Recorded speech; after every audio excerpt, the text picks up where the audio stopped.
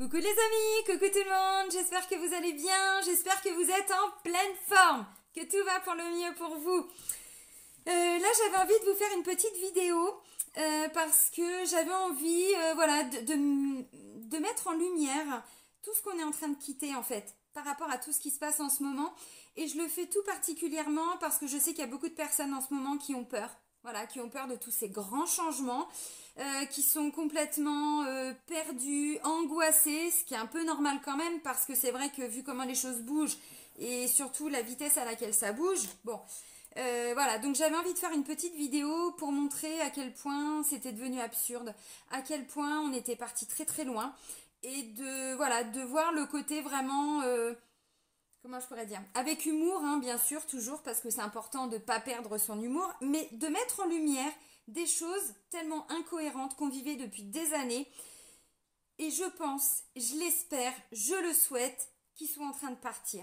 Peu à peu, bien sûr, puisque là, on le voit, c'est quand même, voilà, la fin d'un système. Peu à peu, évidemment, ça va pas se faire sans mal. Ça va nous demander notre participation aussi, parce que si on attend que les politiques, voilà, décident de tout ça, non, c'est pas, c'est aussi, voilà, grâce à notre participation. Et puis surtout, la création de ce nouveau monde dont tout le monde parle, parce qu'on entend parler de ça depuis pas mal de temps, mais encore une fois, comme je vous le dis souvent, le monde, c'est nous qui le créons, dans notre quotidien. Mais là, au niveau administratif, j'ai quand même pointé quelques petites... voilà, j'ai pris quelques exemples pour que vous preniez conscience à quel point ce monde-là, je pense qu'on ne peut pas se raccrocher à ça. Dans la dernière guidance que je vous ai faite, on parlait du côté matérialiste avec la carte de l'argent. Donc c'est ce côté-là qu'on est en train de laisser partir, mais pas que. C'est vraiment tout un enchaînement de situations, de contextes. Et c'est tout ça en fait. Alors j'ai pris des exemples dans différents domaines. Mais voilà, et vous allez voir, je pense pour beaucoup, ça va résonner avec ce que vous vivez ou par rapport à des gens que vous connaissez. Et vous allez vous dire, bah oui, c'est vrai, non, ça, on peut plus en fait, hein, on n'en veut plus. Bon, j'avais envie de commencer, comment je pourrais dire, par rapport à l'éducation. Alors là, j'ai beaucoup de clients aussi dans l'éducation nationale, je pense qu'ils vont pas me contredire. Alors encore une fois, c'est pas parce que j'ai la science infuse, mais déjà quand je regarde mon parcours, quand je regarde le parcours de mes enfants, et je pense qu'en fonction de ce que je vais vous dire, ce qui serait intéressant pour vous, c'est de regarder votre parcours et de regarder comment ça a évolué aussi pour vos enfants, pour toutes les personnes qui ont des enfants. On demande à nos enfants, à nos petites têtes blondes, à peu près 14, 15 ans maximum, hein, de faire leur choix de vie. Qu'est-ce qu'ils veulent faire dans la vie? Bon, si vous regardez déjà votre parcours, je pense que pour beaucoup, bah, entre les diplômes que vous avez obtenus et ce que vous faites aujourd'hui, je pense que voilà, on a tous pris des déviations, on a tous pris des souterrains, bon voilà, on s'est perdu et on est arrivé là. Et on sait même pas comment, mais on a suivi un petit peu le cours de la vie et bon, bah c'est comme ça. Alors là, je vais vous reparler de mon expérience, pas parce que j'aime bien parler de ma vie, mais parce que je trouve que les partages d'expérience sont quand même vachement intéressants, c'est vachement enrichissant. Moi, j'ai regardé beaucoup de personnes aussi et j'ai beaucoup appris à travers leur parcours de vie. Donc, c'est simplement ça que je vous partage. Après, bah, j'ai vu là, il y a une personne qui m'a mis ah, vous racontez votre vie, bah ouais, puis si ça vous plaît pas, bah vous tracez votre route, hein. Après tout, c'est comme ça. Voilà, mais encore une fois, les expériences de vie sont assez intéressantes et encore une fois, ce qui serait intéressant, c'est de ramener ça à votre expérience. Moi, vous voyez, bon, je vous l'ai déjà dit dans plein de vidéos, j'ai un cerveau HPE, donc je suis quelqu'un qu'on pourrait qualifier de haut potentiel émotionnel. Donc, c'est pas le haut potentiel intellectuel, mais moi, ça passe par les émotions. Ce qui fait que moi, le cadre scolaire, ça a toujours été, mais très difficile. J'avais vraiment beaucoup de mal à l'école. On me demandait de prendre des choses par cœur qui pour moi n'avaient aucun sens. Et je vous assure, hein, je faisais des efforts, hein, vous savez, hein, je mettais des couleurs, un grand A, machin, en rouge, souligné, en dessous, petit, je sais pas, petit A, non, petit 1, en noir, nanana. Après c'était, j'avais mis grand A, après je mettais petit A, enfin vous voyez, je mettais des couleurs, je structurais, je mettais du fluo, différentes couleurs, mais ça ne rentrait pas, vraiment, il n'y a rien, ça matchait pas quoi, j'y arrivais pas. Et c'est le cas de beaucoup d'enfants et de plus en plus d'enfants. Parce qu'encore une fois, le cadre scolaire est très rigide et très... Alors maintenant, attention, je ne parle pas des instits, hein, je parle vraiment de l'institution, hein, des cours qu'ils doivent transmettre aussi. Et je fais un petit coucou à tous mes clients qui se reconnaîtront. Moi, vous voyez, quand j'étais petite, je voulais être puéricultrice, hein, je voulais travailler avec les enfants. Donc je me suis dit, bon bah j'ai fait mon collège et tout ça, tant bien que mal, bon j'ai eu mon brevet, déjà j'étais contente, et premier diplôme, j'étais assez fière, comme beaucoup, hein. Et puis ensuite je me suis dit, bon bah je sais pas trop quoi faire, je veux pas faire de général, parce que déjà l'école, le collège c'était la catastrophe, j'avais des notes, des fois j'avais même pas la moyenne, hein, j'avais 9, 10, 11... Quand j'avais 12, wouh, papa la papa. Allez, c'était vraiment, je galérais quoi. Et là, donc je dis bah à la conseillère d'orientation, n'est-ce pas, du collège, je veux faire CAP de la petite enfance. Et là, elle me dit non. Ah bah non, toi tu feras du général. Bah non, en fait, pourquoi? Bah parce que toi tu vas pas en CAP petite enfance, tu as les capacités pour aller en général. T'es sérieuse? Alors j'avais pas l'assurance que j'ai aujourd'hui, hein, donc évidemment là j'étais d'accord madame, d'accord, bon intérieurement je pleurais, bon bah je vais faire du général, bon bah ok, alors on cherche un lycée, bon déjà c'est compliqué, parce qu'en plus on n'a pas le droit de choisir le lycée où on veut aller, ah bah non, ça dépend des circonscriptions, et puis même si on demande des autorisations, bah non, ça nous est refusé, donc il n'y a pas le choix, hein, bon. Ok. Et là, ben, moi j'avais toujours mon idée de me dire, mais je veux quand même toujours travailler avec les enfants. Donc bon, bah, je vais prendre médico-social. Alors avant c'était F8. Et puis moi, bah, c'était passé bac SMS, sciences médico-sociales. Bon, bah, je vais aller dans cette voie, puis bah, on verra bien quoi, hein. Ok. Et bon, j'ai eu mon bac. J'ai redoublé parce que franchement, je galérais, hein. Mes parents m'avaient même payé des cours de français. Une nana qu'on connaissait, voilà, qui m'avait fait des cours et tout. Mais franchement, je galérais. C'était un supplice pour moi. Vraiment, l'école, bon, la catastrophe, comme beaucoup d'enfants. Et je pense que je vous raconte tout ça parce que je pense que ça va faire écho avec certains de vos enfants ou même vous, votre parcours de vie. Et c'est aussi pour prendre conscience qu'on est là-dedans, hein. C'est pas fini, hein. On est vraiment là-dedans. Alors, je suis de 78, mais quand je vois que mes garçons sont de 2000 et de 2003, vous voyez, il y a des choses, j'ai dû me battre encore pour eux. Et je pense que pour tous ceux qui ont des petits bouts de chou, d'ailleurs, je le vois souvent en consultation, ils doivent se battre contre l'éducation nationale. C'est pas facile, hein. Donc, on est vraiment encore dedans. Donc là, bah, je me retrouve, voilà, je trouve, bon, j'ai mon bac. Ok. Ensuite, tu veux faire quoi? Oh, bah je sais pas en fait. J'avais toujours dans l'idée d'aider les enfants. J'ai dit bon bah je vais faire une fac de psycho. Alors moi à l'époque où j'étais en cours, la fac de psycho, il faut savoir que c'était le fourre-tout. Ceux qui savaient pas où aller, allaient en fac de psycho et puis ils se disaient bon bah je me laisse une année, 2 années, puis après bah je bifurquerai, hein. Je trouverai bien quelque chose, hein, bon. Donc j'ai fait fac de psycho. Bon, je me suis lancée dans cette grande aventure de la fac, qui était pas du tout pour moi. C'était encore pire, pas de cadre, pas de personne à côté de moi pour m'aider à mieux comprendre. Ou bon, bah allez hop, on m'a jeté dans l'arène et puis bah démerde-toi avec ça, quoi, hein. Bon, ok. Bon, c'était très intéressant, hein, j'ai pas tout retenu, hein, voilà, hein. Mais dans l'ensemble, il y avait des choses, franchement, j'ai encore mes bouquins et tout, enfin, c'était hyper intéressant. Et en fait, eh ben, j'en ai fait quoi de tout ça? Eh ben rien en fait. Parce qu'une fois déjà que j'avais mon bac, je m'étais inscrite. Alors déjà, vous savez, à l'époque, il n'y avait pas Internet, hein. Donc je faisais toutes mes lettres de motivation à la main. Alors les CV, j'arrivais à les imprimer. Mais lettres de motivation à la main, je mettais même une enveloppe timbrée pour que les entreprises ou les structures me répondent. J'en pleurais, hein, parce que j'avais jamais de réponse. Ou alors il se faisait pas chier, bah évidemment l'enveloppe timbrée il a gardé ou il a acheté, puis il me mettait pas intéressé. Oh, ah bah c'est violent ça, hein, quand même, hein, bon. Ok, et ben ce qui fait que j'ai jamais rien trouvé avec mon bac médico-social. Jamais, jamais, jamais. Même pas un remplacement. Alors si les boîtes d'intérim m'appelaient pour faire du ménage, ce que j'ai fait bien sûr. Et putain, bon, ok, alors quelques gardes d'enfants, à domicile, tout ça, bon, d'accord, mais c'est pas un métier en fait, parce que là c'est que des missions d'intérim, bon, ben, c'est pas grave, j'y vais. J'ai fait caissière, j'ai fait, vous voyez, rien à voir avec ce que je voulais faire à l'époque, hein. Bon, d'accord. Ensuite, bah, je me suis retrouvée préparatrice de commandes. dans une entreprise pour des pièces de vélo. Voilà, que vous retrouvez dans vos grandes surfaces, hein, Leclerc, Monoprix, machin, nanana. Bon, bah c'était moi qui les mettais, hein, je préparais tout ça. Bon, avec un bac médico-social. Hein.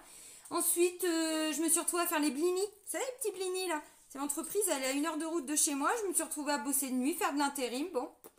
Puis d'un seul coup, bah voilà, je me suis retrouvée assistante juridique. Rien compris. Et je pense que mon parcours, encore une fois, qui est pas du tout...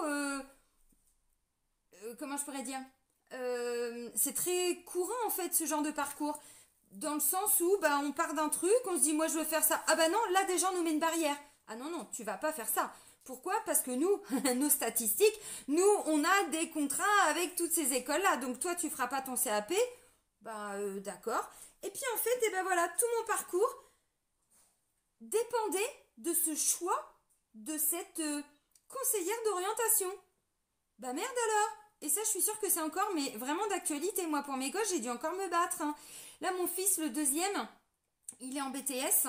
Et là, il m'a dit, bah maman, moi, je voulais faire ça. Mais encore une fois, ils lui ont dit, non, tu peux pas faire ça. Par rapport à ce que tu veux, il faut que tu fasses ça. Bon, à la rentrée, il m'a dit, ben, ça me plaît pas, en fait. C'était pas ce que je voulais, c'était dans le commerce. Mais ils m'ont dit de faire ça, mais ça me plaît pas. D'accord, mon chéri? Donc il a quand même trouvé du boulot, ainsi de suite, tout ça. Et là, bah, j'en ai reparlé avec lui au moment des fêtes de Noël. Il me dit non, mais c'est bon, ça y est, j'ai fait une demande. Là, je change alors toujours la même école, mais c'est plus BTS machin, c'est BTS truc. Il s'est démerdé tout seul à 18 ans. Donc vous voyez, encore une fois, je pense que là, on est arrivé au bout d'un truc là. Au niveau de l'éducation, au niveau de notre éducation, de l'éducation de nos enfants. Alors là, je parle du côté l'école, hein, on a bien, voilà, vous avez bien compris. Donc encore une fois, ça veut dire que même ce que nous on voulait, eh ben on nous met déjà des barrières en disant non, tu pourras pas faire ça. Ah, eh ben c'est ce que je veux. Bah non, en fait, moi c'est pas ce que je veux pour toi. C'est pas ce qu'on me demande de vouloir pour toi. Bah et pourquoi? Bah voilà. Là, on a des gosses maintenant qui se posent la question. Qu'est-ce que tu veux faire plus tard? Bon, chercheur, non, c'est pas le bon moment. Non, c'est pas le bon moment. Bon, d'accord, ok. Policier. Ah non, mon chéri, ils vont te taper dessus. Non, c'est pas... Non. Bon, d'accord. Avocat. Ah, mon chéri, c'est tous des pourris. Oh, bon, bah, je sais pas. Bah, si je vendais des champignons, hein, c'est pas mal ça. Ouais, vas-y, mon chéri. Alors ça, c'est bien, on va te trouver des écoles, on va t'aider, on va te soutenir. Et vas-y, vends des champignons. Vous voyez le truc? Non mais c'est hallucinant. Ça veut dire que là on est arrivé à un stade en fait où les gosses sont complètement perdus et le pire c'est qu'ils doivent faire leur choix de vie. Ils savent même pas ce qu'ils veulent, ce qu'ils aiment. On peut pas continuer comme ça. Enfin je pense que là on est arrivé au bout d'un truc, ça s'est soufflé depuis des années. Et encore, je vous dis, je suis de 78, mais je pense qu'il y a des personnes qui sont même encore un peu plus âgées, qui ont déjà connu ça. Et c'est toujours le cas pour nos enfants. Déjà rien que là, on voit bien qu'il y a quelque chose, ça tournait pas rond en fait. Voilà, normalement on doit construire sa vie, c'est ce qu'on nous dit. Alors avant, des années en arrière, c'était tout le côté, comment je pourrais dire, non pas matériel, mais manuel. On dit, ah ça c'est bien, ça, la terre, tout ça, il y avait des vraies valeurs, les mécaniciens, oui, ça c'est des vraies valeurs. Ensuite, ah bah non, on a commencé à les dénigrer en disant ah non non, il faut faire des études, les études c'est important. Ce qui fait qu'il y a des gosses qui se sont retrouvés mais hyper qualifiés, surqualifiés. Alors du coup, ils cherchent du boulot. Ah bah non, vous n'avez pas d'expérience. T'es sérieux? Ah bah oui, non non, vous n'avez pas d'expérience, oui. Ah non, vous êtes trop qualifiés en fait. D'accord, donc maintenant on commence à leur dire non mais il faut repartir sur des CAP, il faut l'apprentissage, tout ça c'est bien. Non mais et on devient fou en fait là-dedans. Et ça c'est qu'un exemple, hein. Je vous en ai préparé d'autres, mais donc voyez encore une fois, est-ce que ça on veut vraiment s'accrocher à tout ça? Est-ce qu'il n'y a pas quelque chose qui pourrait être revu aussi? Mais encore une fois, tous ensemble, aider nos enfants à mieux les préparer, les conseiller. Est-ce que, je sais pas, au niveau des profs, des instits, tout ça, c'est pareil, il n'y a pas moyen qu'on se rassemble tous et qu'on crée. Alors, je vous avais parlé des écoles libres, hein, ça commençait déjà à se mettre en place, mais nous, à notre niveau, est-ce qu'on peut pas aussi agir par rapport à tout ça? Vous voyez, encore une fois, je pense que là, il y a quand même matière à faire quelque chose. Hein, donc, bon. Alors ça, c'était par rapport à l'école. Maintenant, j'avais envie de parler, alors médecine, mais pas par rapport à ce qu'on est en train de vivre. Par rapport au fait que vous avez des radios à faire, par exemple, je sais pas, vous vous êtes cassé le coude ou un truc comme ça. Avant, vous appeliez le centre de radiologie, vous appeliez, je sais pas, un spécialiste, et puis vous preniez rendez-vous, et c'est plus le cas depuis longtemps. Il faut aller voir son généraliste. Alors déjà, vous payez, je sais pas, 25, 30 balles. Moi, je sais pas, ça fait des années que je suis pas retournée chez le médecin, donc je connais même pas le tarif hein, d'une consultation chez un généraliste. Donc déjà, vous allez voir votre généraliste. Vous payez déjà, hein, bon, bref. Ensuite, ah oui, bah oui, oui, vous avez oui, le coude cassé. Bon, on fait des radios. Ok, bon, ordonnance. Vous l'appelez cabinet machin. Je peux pas appeler celui qui est à côté de chez moi. Non, non, vous l'appelez lui. Pourquoi? Je le connais, vous inquiétez pas. Voilà, je lui fais un petit courrier. Mais il y a un cabinet à côté de chez moi. Non, non, vous allez là. Ok. Bon, vous, alors ça, c'est que ça, mais vous voulez avoir un cardiologue? Ah bah c'est pareil. Très souvent, vous pouvez même pas choisir hein, votre spécialiste. C'est le médecin qui va vous dire c'est un tel ou un tel ou un tel ou un tel. Merde alors. Pourquoi celui qui est à côté de chez moi, on me l'a recommandé Ah non, non, bah non, non, c'est lui là hein, qu'il faut aller voir. Bon, ok, alors on reprend notre petit bonnet, hein, voilà, on dit bon, ok, je vais l'écouter, hein, bon, pas de problème. Prenez votre téléphone, vous appelez. Ah, oulala, alors là, ma petite dame, j'espère que vous n'êtes pas trop pressée, hein, parce que là, non, non, bon, pas pour une radio, on est d'accord, mais si c'est un rendez-vous avec un grand spécialiste, ouh là, il y a 5 mois d'attente. Sérieux? Mais en fait, j'ai quand même des problèmes au cœur, hein. J'ai quand même. Ah bah oui, non, mais bon, il y a quand même de l'attente, hein. Et là, je parle pas des dentistes, hein, où là, c'est 8 mois d'attente, hein, pour certains cabinets. Et ça, moi, je vous le dis, la dernière fois que j'avais halluciné, c'était. Je bossais encore, donc ça devait être en 2017 ou 2016. 8 mois d'attente pour aller voir spécialiste pour les yeux. Et puis, ça devait être 6 mois d'attente pour le dentiste. Quoi? Non mais c'est pas sérieux tout ça. Bah si, c'est comme ça. Bon, ok. Et même pour aller voir un psychologue, je sais pas si vous avez, si vous êtes au courant, mais alors c'est assez récent quand même. C'était fin d'année. Je sais plus si c'est septembre, octobre ou dans ces eaux-là, il me semble. Maintenant, c'est aussi votre médecin généraliste qui va vous prescrire. Et oui, ça veut dire que même le psy, vous pouvez pas choisir qui vous voulez. Voyez, alors là, je vous ai parlé de l'école. Là, je suis en train de vous expliquer des choses qui, visiblement, enfin, je vous apprends rien par rapport à ça. Je vous apprends rien. Ça veut dire qu'en fait, votre médecin généraliste qui vous a fait l'ordonnance, là, et quand vous l'appelez le spécialiste et qu'il y a 6 mois d'attente, il faut retourner chez le médecin généraliste parce que l'ordonnance, elle est périmée. Non, mais c'est pas hallucinant tout ça? C'est pas hallucinant? Donc, vous voyez, c'est tout ça, là, qu'on vit. Bah, moi, quand je vois ça, je me dis, bah, finalement, est-ce qu'on a encore envie de vivre tout ça? Ben, je sais pas trop, vous voyez, ça me donne envie de danser. Je sais pas en fait, hein. Bon, ok. Alors, vous inquiétez pas, hein, j'en ai d'autres, hein, des exemples. Hein. Là, j'avais envie de parler. Alors, du coup, j'ai parlé de, de mes garçons. Mon grand, il a un CAP mécanique. Vous voyez, je suis très fière. Hein. Et bah, votre voiture, elle tombe en panne. Non, vous voyez qu'il y a un petit voyant. Un petit voyant qui s'allume. Alors, moi, perso, maintenant, j'ai mon petit fiston qui est là-dedans, mais avant je connaissais pas, donc ma voiture, bah j'ai appelé le garagiste, vous pouvez me la prendre quand? Bah il y a un voyant, oh. Bon bah vous passez, puis je vous rappellerai, bon déjà vous attendez au moins 5-6 jours, parce que bon, ils sont débordés, puis là il vous rappelle, il vous dit, oh bah c'est rien, c'est un fusible. Oh bon bah ça va, je me suis inquiétée pour rien, je repasse quand? Bah venez demain. Puis là vous arrivez, puis il vous donne la facture, 350 balles. Pour un fusible? Ah bah oui, mais on a dû la passer à la valise. Ah bah oui. Ah bah non, mais attendez, puis la main d'œuvre, 70 balles de l'heure. Pour un fusible? Mais en fait, je suis sûre que si j'avais regardé sur internet, j'aurais peut-être réussi à le faire, hein. Ah bah oui, mais non, mais attendez, mais c'est comme ça, hein. Ah, 350 balles et ils vous ont bloqué la voiture. Alors j'exagère évidemment, moi j'aime bien toujours un petit peu exagérer. Mais dans la symbolique, vous ne l'avez pas vécu ça déjà? Une toute petite panne, mais un tout petit truc ou une pièce qui coûte mais 50 euros? Alors bon, déjà 50 euros pour beaucoup c'est un budget, c'est pas ce que je veux dire. Mais déjà ils vous bloquent la bagnole pendant je sais pas combien de temps, donc vous êtes bloqué. Alors si une voiture de prêt c'est bien, mais sinon bah vous vous débrouillez, vous prenez le bus, ça vous coûte de votre poche, enfin bon bref, à moins que vous ayez une assurance et qu'ils prennent en charge et... Mais vous l'avez vécu ça aussi, c'est-à-dire qu'en soi la réparation elle coûte rien. Maintenant quand vous regardez la main d'œuvre, le machin, le truc, le nanana, et puis l'essai, ah bah oui parce qu'après ils vont l'essayer. Et puis ça aussi, hein, ils vous ont enlevé un quart du réservoir, mais c'est pas vrai ce que je vous dis, vous l'avez pas vécu. Mais moi je l'ai vécu trop de fois. Maintenant dès que j'ai un pépin, j'appelle mon fils. Ah j'ai ça. Bon t'inquiète pas maman. Ah ça c'est la batterie, ça c'est ceci. Bon voilà il fait. Mais encore une fois, c'est pas hallucinant ça. Avant d'aller voir le garagiste et il réparait quoi les pièces, il réparait. Maintenant on répare plus. Poubelle. Moi, il y a mon ex-mari. Alors bon, il n'avait pas que des qualités.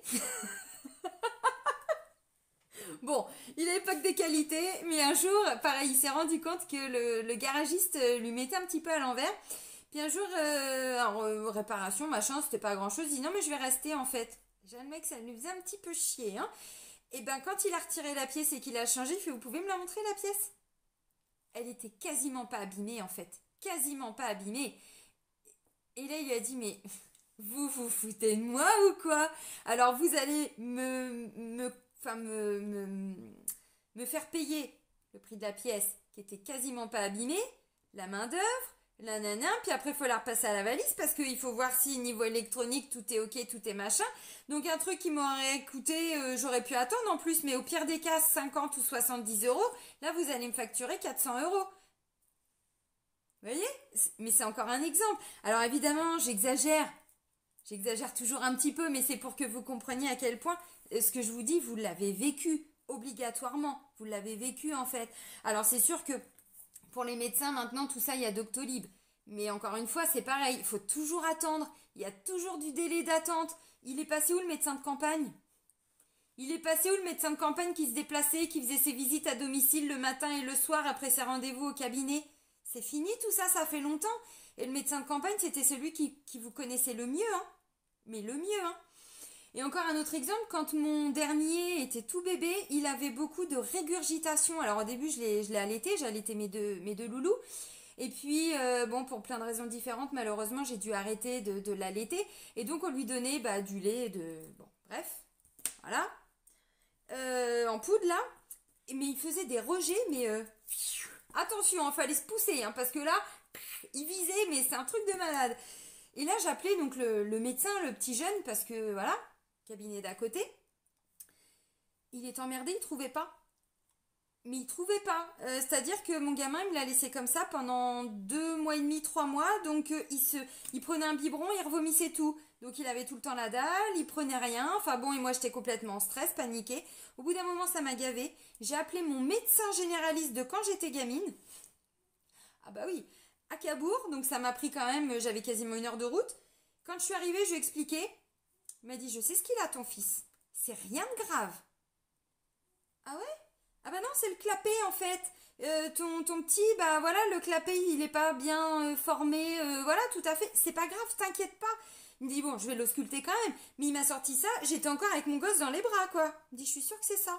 Il l'a ausculté, il a regardé, tout ça. Et il m'a dit, tu prends ce lait-là en pharmacie. Magie. Et là, bah voilà, encore une fois. Donc, vous voyez, encore une fois, tout ce que je vous dis, il n'y a pas quelque chose quand même à comprendre de tout ça. Il n'y a pas quelque chose à comprendre de tout ça. Bon, j'ai rien contre les médecins, j'ai rien contre les garagistes, j'ai rien. Je fais juste des constats en fait. Et encore une fois, je pense que ce que je vous dis, vous l'avez forcément vécu, vous, vos enfants, votre famille, vos amis. Si vous ouvrez les yeux, si vous discutez avec les gens, ce que je suis en train de vous dire, pour beaucoup, vous l'avez déjà vécu. Mais vraiment. Donc encore une fois, bon. Alors, ça je l'ai dit, ça je l'ai dit. Je vous ai noté quoi? Ah oui. Moi, j'ai toujours entendu ma mère me dire ah mais non, mais quand je serai en retraite, quand je serai à la retraite, je profiterai. Hmm. Et en fait, bah moi, j'ai toujours passé ma vie à lui dire mais maman, arrête, c'est maintenant ta vie. C'est pas quand tu seras en retraite, c'est maintenant. Elle avait 2 boulots, hein. Puis pas des super boulots, parce que bon, bah voilà, hein, je viens pas d'une famille, hein, comme je vous ai déjà dit, hein, je pète pas dans la soie, hein, pas du tout. Hein. Donc elle a fait du ménage toute sa vie, elle en fait encore, et pourtant elle est en retraite. Et en fait, cette notion de on passe sa vie à bosser, à trimer, à s'en rendre malade, on achète une maison, on construit sa maison pour nos enfants. Parce que notre but souvent c'est de dire je vais léguer ça à mes enfants. C'est vrai ce que je vous dis. Alors peut-être pas vous à titre perso, mais vous l'avez forcément entendu. C'est-à-dire qu'on a des couples, alors hommes, femmes, femmes, hommes, hommes, hein, on s'en fout, mais voilà, des couples qui passent leur vie à travailler. Donc ils voient pas leurs gosses, partent pas souvent en vacances, hein, parce que bon, bah, les salaires sont quand même pas, hein, voilà. Et puis arrive le moment de la retraite. Ah, le Graal, la retraite. Hein. Et là, il se passe quoi? Ben souvent, problème de santé. C'est dur ce que je dis, mais c'est vrai, et je pense que vous l'avez vécu. Pourquoi? Parce qu'on a passé sa vie à se stresser. Il fallait, ben, on était tellement endettés. Les taux d'intérêt des emprunts bancaires, faites gaffe à ça. Hein. Moi, mes parents, mais ils se sont endettés, mais alors un truc de fou. Et c'est, mais je sais pas, peut-être au bout de 10 ans ou 15 ans d'emprunt, qu'un jour, mon père, il en discute avec son beau-frère qui travaillait à, je sais plus, l'écureuil. Vous savez, l'écureuil. Qui lui dit, attends, tu me files tous tes papiers, moi je vais te renégocier ton tarif. Ah bah c'était les mensualités, elles avaient baissé, je vais pas vous dire de 50%, mais au moins de 25 à 30% par mois. Ouais, 25% à peu près, ce qui était déjà énorme. Parce que vous savez, ils font, alors je sais pas si c'est encore le cas, parce que comme je vous ai dit, moi je suis pas propriétaire, encore une fois, pour tout ça. Hein. C'est vraiment pour toutes ces raisons-là, c'est pas que je ne peux pas, c'est que je ne le veux pas. Peut-être plus tard, peut-être dans ce nouveau monde-là. Mais ils faisaient à l'époque, ils appelaient ça comment? C'était des intérêts évolutifs. C'est-à-dire que d'année en année, en fait, le taux d'intérêt augmentait, enfin le pourcentage d'emprunt, ouais, augmentait. Donc en fait, bon, bah, le capital, on remboursait pas beaucoup, hein, on remboursait beaucoup les intérêts, mais pas vraiment le capital. Et on se retrouve endetté sur 25 ans, sur 30 ans. Alors je sais pas s'ils font plus, j'en sais rien, mais donc voilà, donc en fait, eh ben, on arrive en retraite, ben, on tombe malade parce qu'on a passé sa vie à pas profiter, à pas se faire plaisir. Et quand je dis pas se faire plaisir, c'est même pas partir en vacances à Tahiti, hein. C'est même pas ça. Hein. C'est juste se poser en famille, profiter de ses enfants.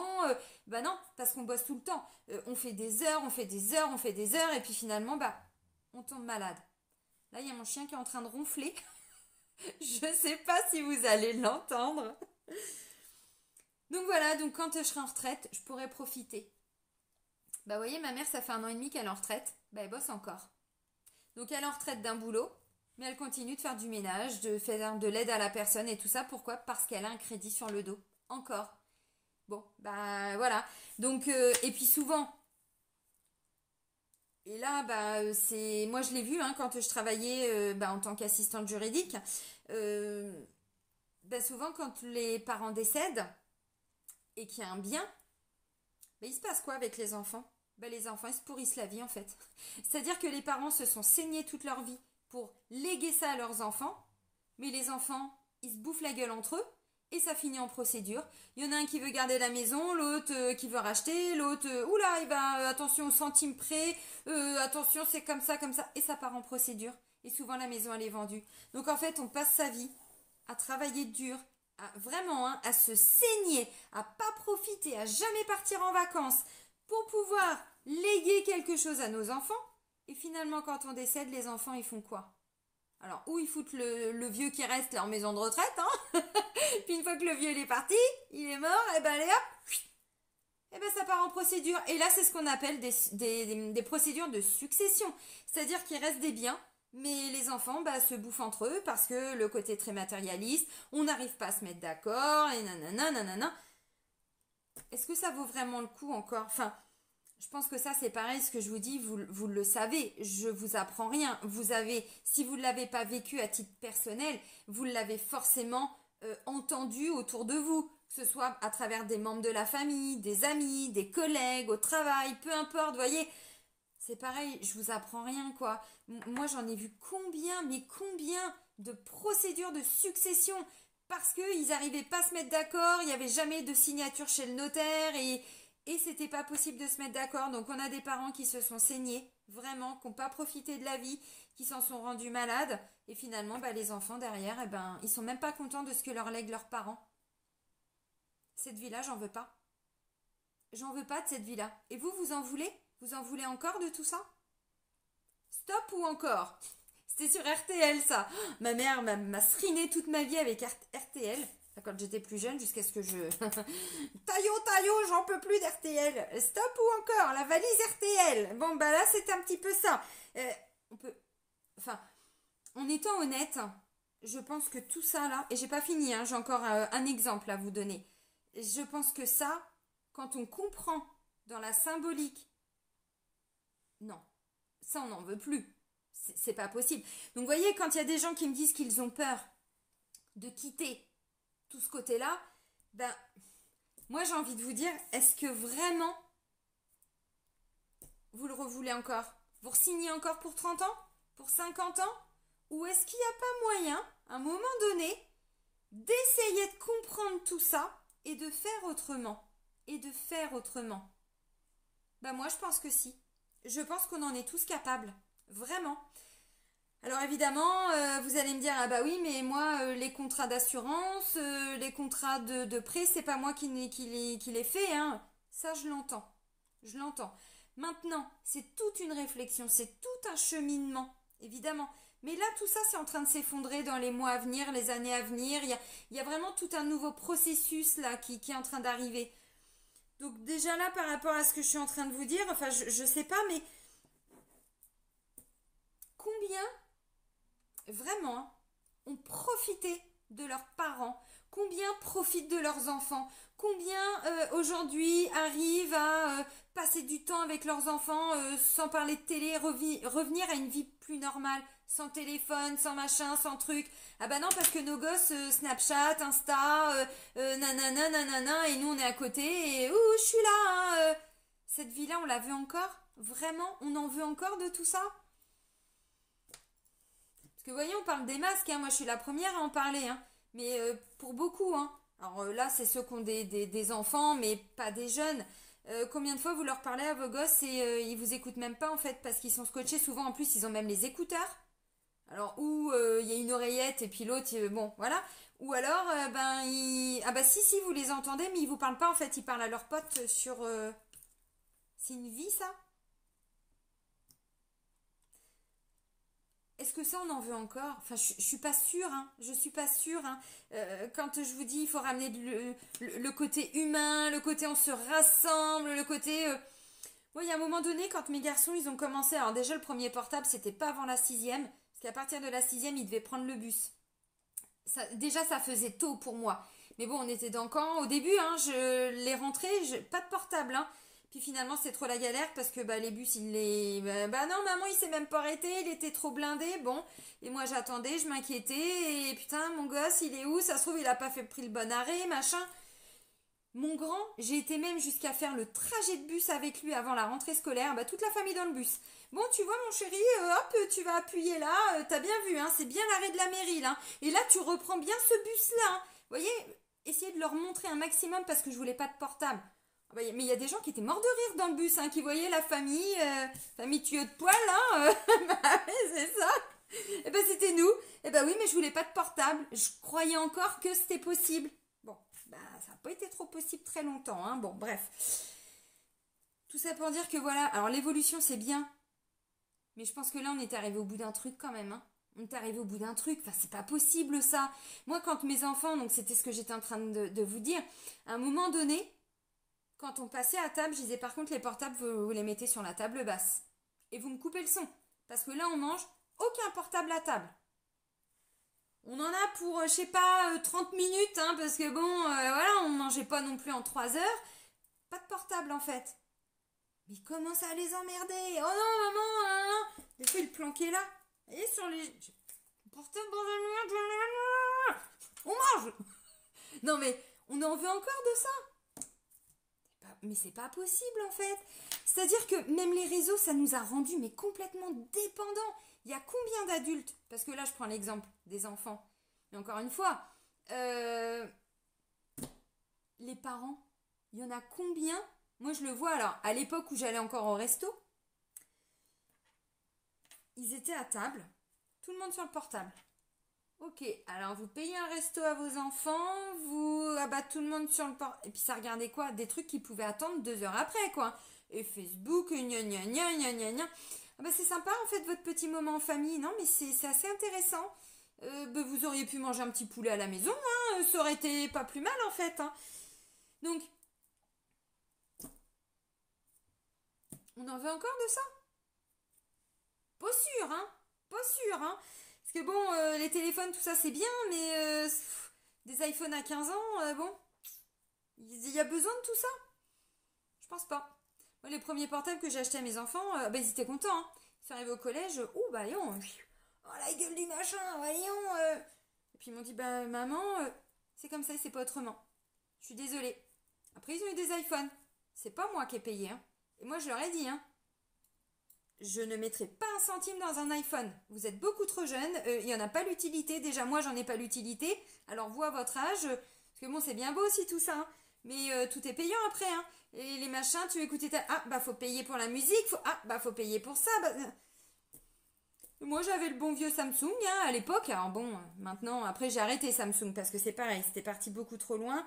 Et puis, les petits-enfants dans les pays là-bas hein, qui travaillent à 3 ans pour fabriquer nos téléphones et nanana et nanana. Vous savez, à un moment donné, on percute aussi. Hein, bon, bah ça, j'en voulais pas. Donc, bon, on en veut encore de tout ça. Mon premier portable, vous allez rire, vous allez dire, oh, bah, elle est long. Je l'ai eu quand j'ai eu mon fils. Mon fils a 21 ans. Eh bien, bon, j'ai eu mes enfants jeunes. Hein. Vous l'aviez compris, je pense. C'est-à-dire qu'en fait, bah, j'avais plus, ouais, j'avais 21, 22 ans, quoi. Ouais, j'ai eu mon fils, j'avais 22 ans, je crois. Je crois, parce que bon, je me souviens plus si à l'instant T, hein, bon. Mais j'étais dans ma 22e année, c'est sûr. Donc, bah voilà, j'ai eu mon portable après avoir eu mon fils. Et quand je vois que maintenant, les gosses, on leur donne même les portables qui marchent plus. Ils ont 3 ans, ils sont déjà sur les portables. Oh non, mais t'inquiète pas, c'est un faux. Ils fonctionnent pas. Donc, tu conditionnes déjà ton fils, en fait, à 3 ans, ou sur la tablette, ou... Ah bah oui, oui, non, mais on lui met un dessin animé. C'est pareil, moi, combien de fois je l'ai vu, hein. Des fois, on invitait des amis. Alors, c'était il y a longtemps, hein, parce que j'étais avec mon ex, mais... ben, les enfants, ils allaient pas à l'école, hein, donc même pas 3 ans. Hein. Et ben le père ou la mère donnait le téléphone, il mettait YouTube, alors c'était pas les Télétubbies parce que c'était un petit peu dépassé, mais tous ces trucs-là. Et puis, bah tiens, va te mettre dans le canapé. Pardon? Ah, parce qu'on fait des enfants maintenant pour leur mettre un téléphone dans les mains à 3 ans, pour que les parents soient tranquilles.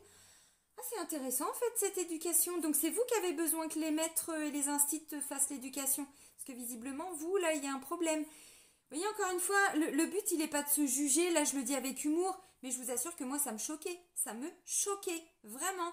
Parce que moi, mes gosses, même s'ils avaient des petites consoles, alors déjà, c'était pas à 3 ans, hein, c'était beaucoup plus tard. Et c'était que limité. Voilà. Et quand ils me réclamaient les dessins animés, je fais non, t'as fait tes devoirs avant, t'as fait ça, t'as pris ton bain, t'as nanana. Ok, 15 minutes, pas plus.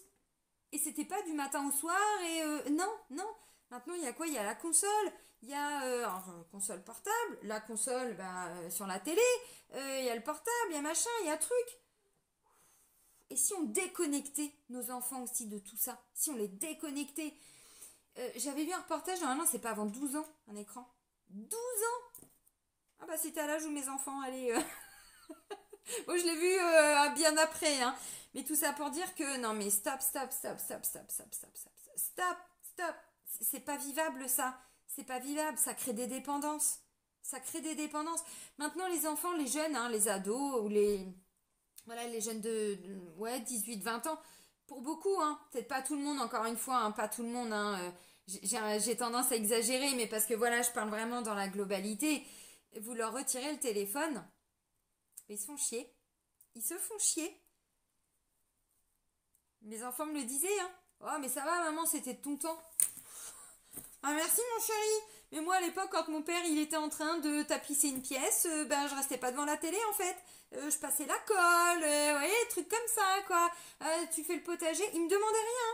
Je dis, ah bah tiens, je vais l'aider à ramasser les petits pois, les écossais. Putain, mais on n'était pas feignants en fait. On n'était pas feignants, puis on avait toujours des activités à faire. Je sais pas, ils tondaient la pelouse, bah moi je prenais le râteau. Moi je vais te ramasser l'herbe, papa. C'est bien ma fille. Oui, bah oui. Et je restais pas figée devant la télé. Maintenant, il y a plein de gens, même de jeunes, hein, et d'adultes, hein, on va pas se mentir. S'il n'y a pas de télé, ils savent pas quoi faire. S'il n'y a pas d'internet, de téléphone ou quoi, voilà. Ou alors, dès le matin, même pas sorti du lit. Notification. Prends le temps de déjeuner quand même. Réveille-toi tranquillement. Tu verras ça plus tard. Ça ne reste que des réseaux sociaux. C'est pas ta vie. C'est pas ta vie. C'est une partie de ce que tu veux, de ce que tu aimes, mais ce n'est pas ta vie. Vous voyez, encore une fois, est-ce que tout ça, j'avais pas prévu, j'avais pas noté, hein, les réseaux sociaux, mais bon, on nous a rendus dépendants de tout ça. Mais est-ce que justement la vie, c'est pas de couper tout ça et de retrouver la vraie vie? La vie, la vie, la vie, la vie. C'était quoi ce dessin animé-là? Il était une fois la vie. C'était génial. Pour nous apprendre le corps humain et tout ça, c'était génial. D'ailleurs, je pense que ce serait peut-être bien qu'on le re-regarde, hein, pour voir comment nos petites défenses immunitaires, tout ça, sont capables, hein, d'aller combattre des gros virus, hein, n'est-ce pas? Bon, bref. Et puis du coup, je vais pas faire une vidéo trop longue, mais voilà, c'est vraiment pour rendre, de mettre en lumière les trucs qui fonctionnent plus en fait, qui fonctionnent pas, mais ça date pas d'aujourd'hui, encore une fois, hein. C'est wouh, wouh, wouh. Mais aujourd'hui, on en est là, malheureusement. Donc encore une fois, est-ce que vraiment il y a des gens qui ont peur de quitter ça? Pas sûr. Et puis du coup, alors là, c'est le côté le plus flagrant, mais là, on a tous été confrontés à ça, même si l'exemple que je vais prendre en soi, pas tout le monde, mais dans la symbolique. Là, je vais prendre l'exemple de quelqu'un, je parlais de succession et tout ça tout de suite. Vous avez, je sais pas, ou fait construire ou récupérer la maison familiale, donc le terrain appartient à la famille, donc à vous maintenant, ou vous avez fait construire une maison, ou vous avez racheté la maison, ou on vous a légué la maison, bref, ça vous appartient. Puis vous avez envie de construire une deuxième fenêtre ici. Ah bah non, il n'y a pas le droit. Il faut aller demander l'autorisation. Donc ça veut dire que votre maison vous appartient, le terrain vous appartient, mais vous n'avez pas le droit d'installer une nouvelle fenêtre.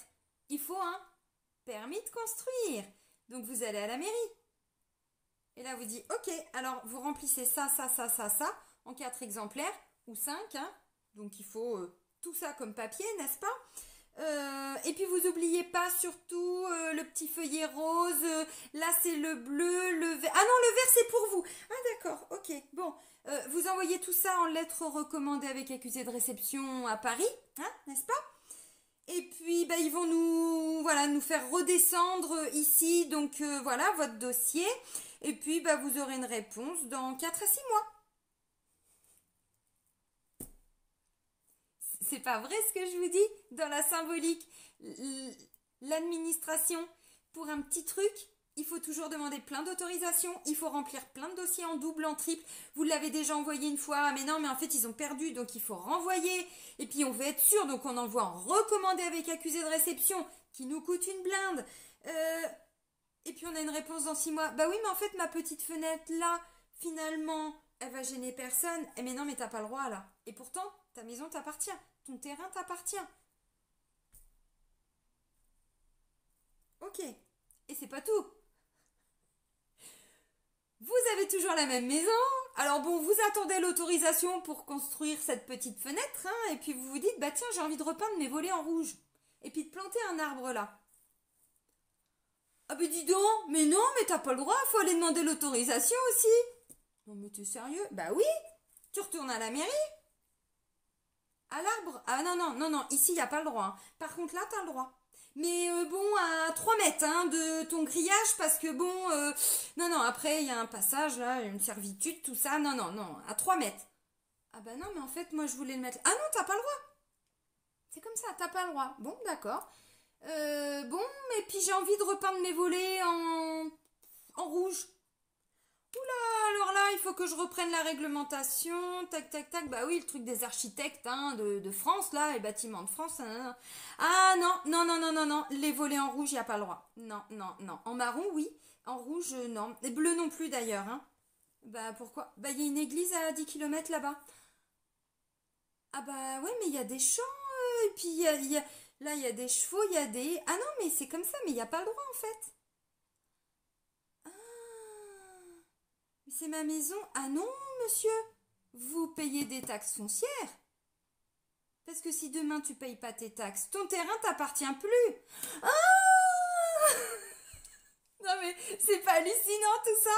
Vous l'avez pas déjà entendu, vous l'avez pas vécu vous-même.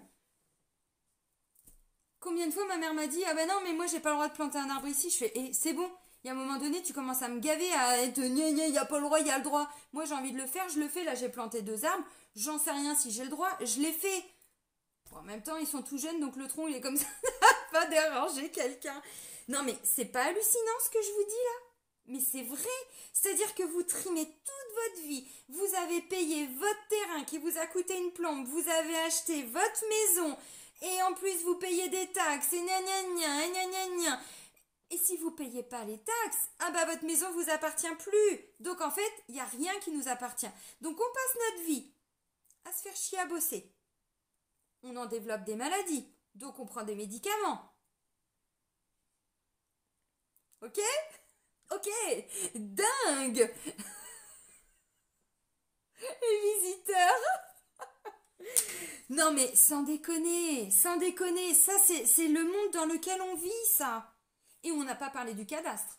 Ouh, on n'a pas parlé du cadastre. Ah bah non, parce que demain, s'ils refont encore des remembrements, des machins, ils reprennent les cadastres, ah bah la petite parcelle, en fait, ils vont venir vous piquer un petit bout de terrain parce qu'ils ont décidé de faire un passage là. Ah bah oui, ah bah c'est comme ça, mais ils ont tous les droits. Vous croyez sincèrement que ce monde-là, vraiment, hein, et je vous dis, c'est qu'un exemple. Alors, j'exagère un petit peu, mais tout ce que je vous dis, alors, moi, j'ai pas tout vécu à titre perso. Le coût de la voiture, si. Bon, les études, je vous ai raconté mon parcours et je viens de le vivre encore avec mon grand, donc si.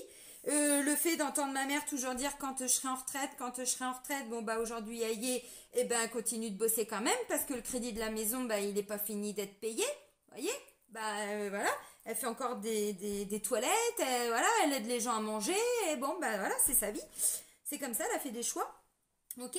Le coût du choix du spécialiste, ainsi de suite, vous l'avez forcément vécu. Ça aussi, je l'ai vécu. Alors, ça date un petit peu, mais je l'ai vécu quand même. La dernière fois que j'avais été... bon, bref, parce que j'avais eu un petit accident, rien de bien grave, mais je devais passer des radios et bon, ok. J'avais pas vraiment eu le choix de là où je voulais aller, mais bon, le coût des fenêtres et tout ça, c'est pas vrai? Si, c'est vrai. Et vous le savez, hein. Et puis si vous n'êtes pas propriétaire, regardez sur Internet, hein. Et tout ça, ce sont des lois gouvernementales. Encore une fois. Donc, bon, ah non, il y a encore un truc que je vous ai pas dit. Non mais, je vous ai parlé de l'alimentation la dernière fois. Est-ce que vous saviez, alors pour certains oui, je pense, qu'il y a des réglementations, et là vous allez mais être cassé de rire. C'est tellement ridicule, mais c'est vrai. Et regardez si vous ne me croyez pas. Est-ce que vous saviez qu'il y a une réglementation pour la courbure des bananes?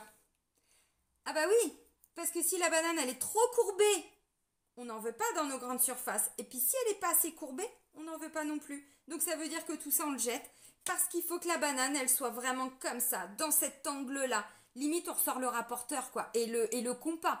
Je vous jure que c'est vrai. Regardez sur internet. Alors là je vous parle de la banane parce que quand j'en avais entendu parler, j'ai fait une pissée dessus tellement j'ai trouvé ça tellement ridicule, tellement j'ai explosé de rire.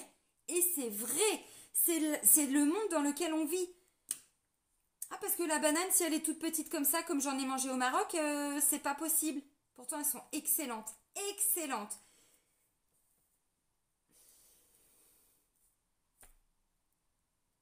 Qu'est-ce que je peux vous dire de plus?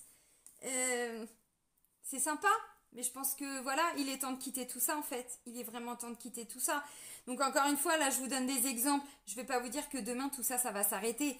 Mais enfin bon, on est quand même sur des grands changements de vie. Il est temps qu'il y ait des choses qui bougent. Et je pense que rien que ça, déjà, c'est pas possible en fait. Ça veut dire que les petits jeunes là, qui ont 25 ans, qui sont, je vais pas dire baba cool, parce que, mais dans l'idée, c'est-à-dire que voilà, ils vivent dans la nature, limite ils ont leur mobil-home parce qu'ils sont en train de construire leur petite baraque. Ils font leur petite permaculture, ils ont vraiment envie de vivre, voilà, je vais pas dire à l'état naturel, mais pas loin, hein, loin de tout ça. Bah, ça veut dire que ils font comment? Bah, il y en a qui y arrivent, hein. Il y en a qui le font, hein. Et c'est déjà le cas depuis pas mal de temps, hein. Donc, vous voyez, on peut. Mais là, j'ai quand même montré, enfin, j'ai pris des exemples, mais qui sont le coup des fenêtres. C'est pas vrai ce que je vous dis? Alors, fenêtre ou ce que vous voulez. C'est-à-dire qu'à partir du moment où vous voulez construire quelque chose, même construire un petit abri de jardin ou quoi ou qu'est-ce, il faut demander l'autorisation. Alors, s'il y a des voisins juste collés partout, je peux le comprendre. Encore une fois, je peux le comprendre. Mais quand on est sur des grandes parcelles de terrain, qu'il n'y a pas de voisins de collés, et qu'on vous dit, ah ben non, il y a une église là-bas à 10 km et elle fait partie du truc, des machins, de France. Ah, c'est intéressant. D'accord, ok. Bon, vous avez compris. Bon, voilà, j'ai un peu grossi le truc, mais sans déconner, c'est ça. Donc à un moment donné, je pense que tout ça, on a peut-être fait le tour en fait. Voilà, on a peut-être fait le tour. On peut peut-être aussi, nous, à notre niveau, changer quelques petites choses. Encore une fois, vous savez, moi j'ai l'image du mécano que mon père allait voir quand j'étais gamine. Quand il vous accueillait, il avait les mains noires, mais noires dégueulasses. D'ailleurs, il faisait comme ça, comme les agriculteurs, fallait lui dire bonjour comme ça. Maintenant, à part le chef d'atelier, tous les autres, limite, ils sont même en blouse blanche, quoi, hein. Bah, tout est électronique, tout est, voyez, le progrès c'est bien, mais on en arrive là. C'est pas ça le progrès. Le progrès, c'est avoir des outils qui peuvent éventuellement nous permettre d'avoir une vie plus simplifiée, qui nous permettent d'accéder à des nouvelles choses. Mais est-ce que là, enfin, le coup des recommandés et vous envoyez ça en 4 exemplaires je l'ai vécu, hein. Alors, pas par rapport aux fenêtres, mais quand je bossais dans l'administration, enfin, en tant qu'assistante juridique, quand je voyais ce que je demandais des fois aux clients et qu'il fallait tout envoyer à l'avocat. Alors, nous, on avait toutes les pièces, mais il fallait tout renvoyer, parce qu'après, ça partait dans une autre procédure. Donc, moi, j'envoyais tout. Le client me disait, non, mais attendez, je l'ai fait. Non, non, mais c'est bon, je l'ai fait. Moi, ça m'a coûté, je sais pas combien de... Non, non, non. D'ailleurs, c'est vous qui allez payer, hein, client. Hein. Bah oui, c'est comme ça, hein. On n'a pas parlé de la sécurité sociale, mais enfin, ou la CAF. C'est pas la peine. Vous avez tous compris. Vous avez tous été confrontés à ça un jour.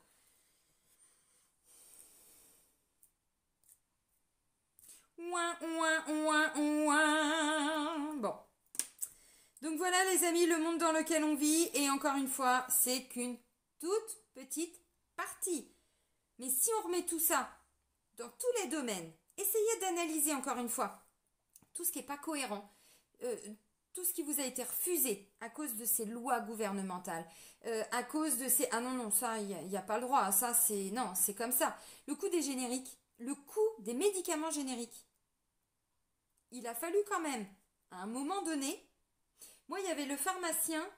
Alors, mes enfants étaient petits, hein, c'était à l'époque où la maternelle, donc vous savez, bah, là où ils attrapent toutes les maladies pour que justement, bah, ils s'immunisent. C'est quand même ça, hein, la vie. C'est que quand on est enfant, normalement, alors bon, si, bon, maintenant ils passent à 11 vaccins, bon, bah, encore une fois, est-ce que c'est une bonne chose?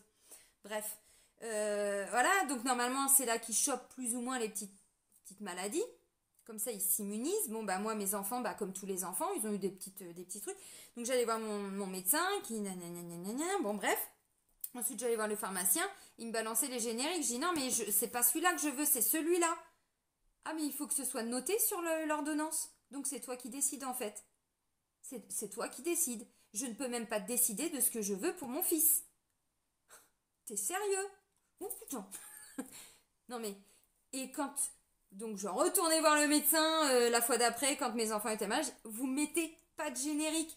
Parce que le pharmacien, le con, hein, elle me disait non, mais normalement, il me mettait le générique. Je dis ça parce que sur du Doliprane, c'est pas gênant. Mais il y avait quand même des médicaments. Mon ex-mari était épileptique. Donc il avait la dépakine. On en a entendu parler de la dépakine aussi, hein. Donc, ah bah il lui filait le générique, le médecin. Et quand je ramenais ça à mon ex-mari, il m'a dit, mais pourquoi tu m'as ramené ça? Je dis, bah tu sais quoi? C'est ton problème. Tiens, prends l'ordonnance et puis tu vas régler ça parce que moi, ça commence à me gaver. Donc, vous voyez, encore une fois, il y a des choses, le progrès, tout ça, c'est bien. Mais là, c'est le monde dans lequel on vit et est-ce qu'on a vraiment, vraiment, vraiment encore envie de tout ça?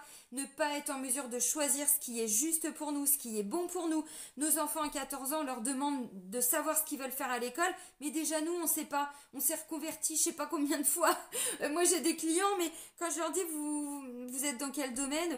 Ah bah moi, si je commence à vous dire tout ce que j'ai fait, bah voilà, comme moi, comme plein d'autres. Et on se retrouve aujourd'hui à faire des métiers pour lesquels on n'a même pas été formé en fait, parce que les diplômes qu'on a eus, et bah du coup, voilà, on s'est laissé porter parce que ou on trouvait pas, ou c'était pas ce qu'on voulait faire, et du coup, bah non, on a bifurqué sur autre chose.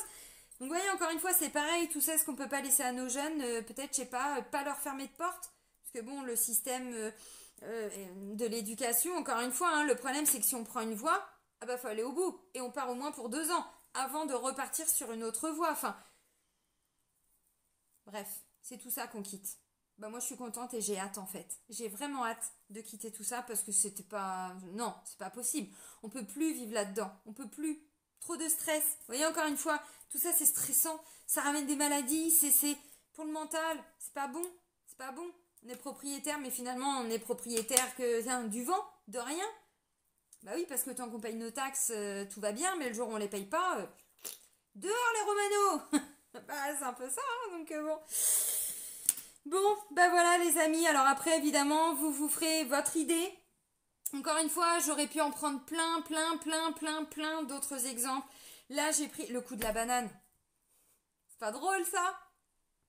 Oui et non. Oui et non. Parce que ça veut dire que toutes celles qui rentrent pas dans le clac, clac, clac, clac, clac, on jette. On donne pas, on jette. Alors qu'il y en a plein qui crèvent de faim. En France et partout dans le monde. Donc bon. Allez, vive le nouveau monde. Mais c'est nous qui allons le créer. Hein. Il ne faut pas attendre que tout ça là non, c'est à nous de le créer. Je prends l'exemple des bananes. Faites votre potager. Je vais pas vous dire, bon en Normandie, des bananiers. Je sais pas, peut-être pas. Non, mais là, je suis en train de faire, voyez, tout con, mais des avocats, en fait. Eh ben, je les mettrai pas dehors parce que je sais qu'ils vont jamais me donner de fruits. Ils sont à l'intérieur et là, ils sont déjà, voilà, j'ai plein de feuilles et tout. Vous voyez, encore une fois, donc, qu'est-ce qu'on veut, nous? Et c'est à nous de le mettre en place. Il faut pas attendre que les changements arrivent de l'extérieur. De toute façon, tout part de l'intérieur. Et ça, vous le savez. Bon, je vous serine avec hein, depuis pas mal de temps, mais... Donc voilà, donc là, on est beaucoup de personnes, on a travaillé sur nos blessures, on ne sait pas trop où on va, mais on n'a pas peur. On n'a pas peur parce que tout ça, on n'en veut plus. Donc peu à peu, on se redirige vers une autre médecine, on se redirige... Encore une fois, ça ne veut pas dire qu'on doit arrêter d'aller voir son médecin s'il y a des... voilà, mais on prend soin de nous. Je ne sais pas si vous avez entendu, mais là, j'ai pas pété un plomb, je me suis dit non, comme le coup des bananes, j'y croyais pas. Ils veulent nous interdire d'acheter de la vitamine D et peut-être des huiles essentielles. Pourquoi? Parce que la vitamine D, ça permet d'augmenter son système immunitaire. Elle est pas belle la vie? Ouais, allez, on va arrêter là-dessus. Je vous fais des gros bisous les amis et je vous dis à très vite pour la suite des événements. Bisous bisous!